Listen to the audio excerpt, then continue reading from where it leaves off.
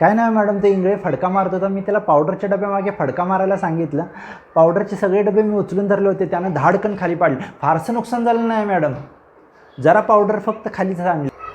तुम्हाला काय म्हणायचं आहे ते सांगाल का एकदा? पावडरचे डबे पडले एवढंच कळालं मला.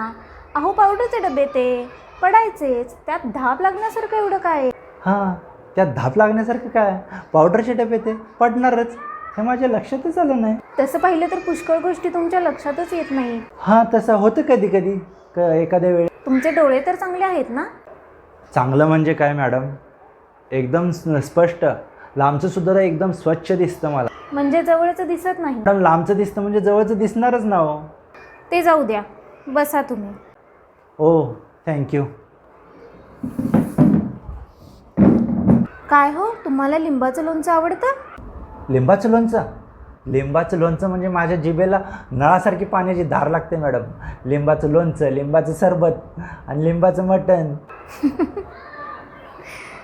काय झालं असायला मॅडम? लिंबाचं मटण ते कसं करतात हो? माफ करा, मी एकदम चुकून बोलून गेलो.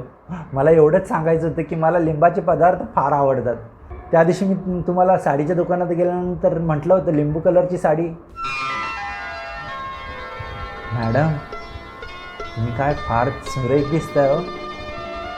आज तुम्ही जर आरशात बघितलं ना, खरंच फार सुंदर दिसताय मॅडम तुम्ही आज. नशीब, तरी बरंच लवकर लक्षात आलं तुमच्या. मॅडम, आज तुम्हाला बघतच बसावं वाटतं. थँक्यू. मॅडम, तुम्ही रागावणार नसाल तर तुम्हाला एक सांगू? बोला. मॅडम, तुम्ही ह्याच्यावर एक फिकट कलरची लिपस्टिक लावली ना, खरंच तुमचं रूप. मिस्टर माने, तुमच्या ओटापर्यंत पोहोचण्याचा माझा काही अधिकार नाही आहे. माफ करा. हे तुम्ही माझे कस्टमर वाट बघत असतील.